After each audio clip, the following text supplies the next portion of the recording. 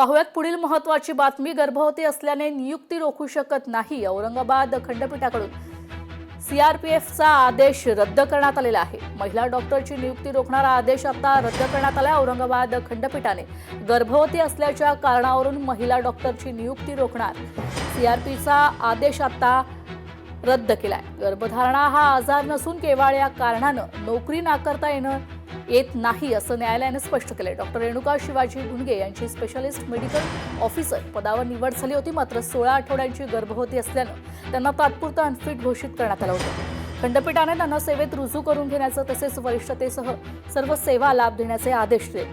डीआयजींच्या fitness प्रमाणपत्राच्या आधारे कार्यवाही करण्याचे निर्देशही देण्यात आलेत।